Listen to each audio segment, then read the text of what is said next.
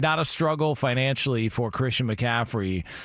He extends his lead as the highest paid running back in the NFL, gets a 2-year extension, locks him up for the next 4 years in San Francisco, defending Offensive Player of the Year. Reportedly, it's $19 million a year.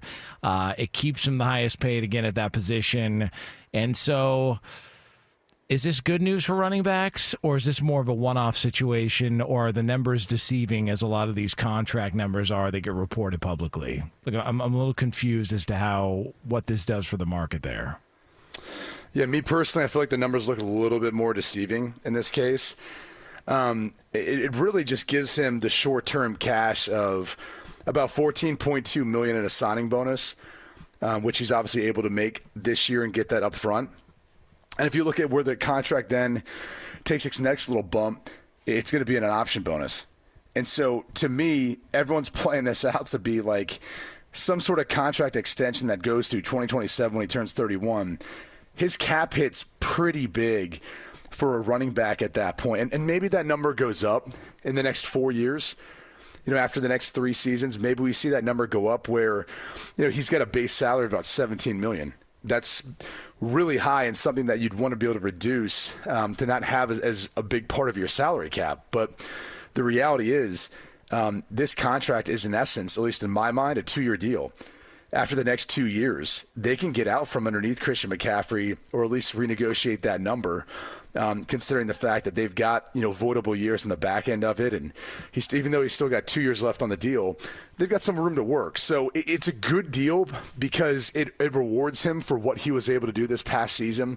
And I think even what he's done since he's gotten to San Francisco. But this is not resetting the running back market. People who are trying to throw that out there and report that, I would caution you, because it's inaccurate to a degree. I mean, what is on this contract, what he'll be paid the next 2 years, that's really what this is about. After that, it's kind of a we'll see where we're at. And if the 49ers wanted to move on from him at that point in time, if they wanted to renegotiate his contract and restructure it, they could. And so that's what they're betting on, is they're saying, okay, past 2 seasons have been great. Let's see 2 more great ones, and then we can have another discussion at that point. And I mean, this is a C-Mac deal. This is not like, name another running back who's going to see a deal like this. Oh, you're saying because he's white? Is that what you're saying? Oh, jeez. So hey, great point, Brady. Great point. Why dress me like that, man? We've got to expose this racism. Bro, I'm different. I'm different, bro. You are funny as a mother lover. I just need you to catch, man. I need you to be on with it, you know? Oh, my gosh. Y'all might be the most savage dudes ever to tie that into the show just now. Check your text. It's very good. Oh, no, I checked my text. I seen what you guys did. I see what you did, Jonas. Damn. But what Q just did, people don't understand that. That's an art form. Dang. Name another running back. Name another one. I don't see another one that's going. I don't see another one that's who's going to reset the market at running back. I mean, maybe a little bit Culpo. Yeah. Hiding shot glasses. I would just leave it alone. What? I'm not. Man. Hold on. Lee, Bijan Robinson, he just got to the league an hour ago. He's going to be the next one that resets it. It's going to be a while. I see what you're saying, Lee. I see what you're doing there, bud. He's got a lot to do to reset the market. Now, Lee's on that team anyway. So yeah. Is that what this is, Lee? Dang. Is that what this is, Lee? Y'all on a roll right now. Lee feels slighted that McCaffrey got the deal, so he wants Bijan Robinson to get his. Yeah. He's got plenty of guys to throw in the mix. I do wonder though. Where do we stand on Brandon Ayuk though? Because that one feels like it's not going. It's not going anywhere. Here's what I don't get. So, is it like the 49ers zig when everyone else is zagging? I mean, we look at Justin Jefferson's deal with the Minnesota Vikings. CeeDee Lamb's going to cash in. Jamar Chase wants to cash in. Eventually, Tyreek Hill will cash in.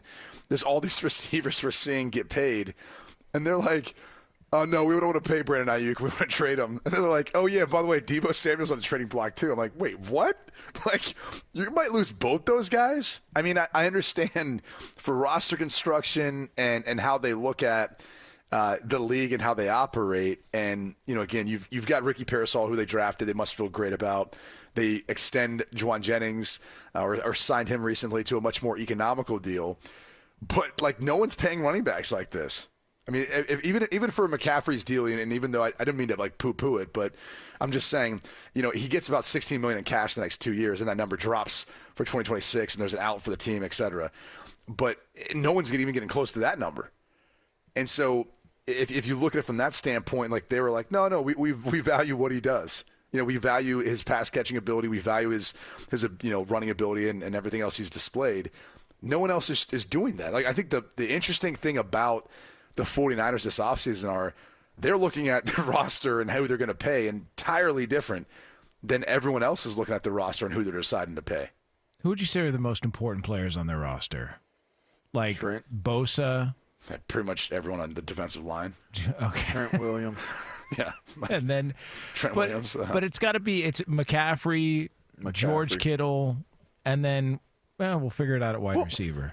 Let's have a discussion quick about this because LaVar, do you remember last year we were talking about, and it was when they were making their Super Bowl run.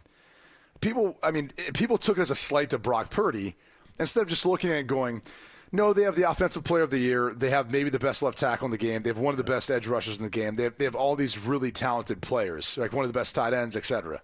Yep. But if you're really being honest with ourselves, right, isn't that how you'd look at their roster? Like, I don't know how many guys you'd list before you get to saying Brock Purdy. He just plays the most important position. I was about to ask the same question. Where do you put Brock Purdy in the ranking of it? So you said you put George Kittle and you put Christian McCaffrey in front of Purdy, and I'm sure you're saying so people don't misconstrue what I'm saying. Not in regards to importance. But if you're looking at what they've accomplished, what they've done in the league so far, and as a player and all that, yeah, I think you have to. I say if you don't have him, I don't know how it all plays out. If there's a different quarterback in there right now. Like Jimmy Garoppolo? Like Jimmy Garoppolo. I mean, they made it to a Super Bowl. They did. But they got rid of him. And they got rid of their draft pick. Yeah.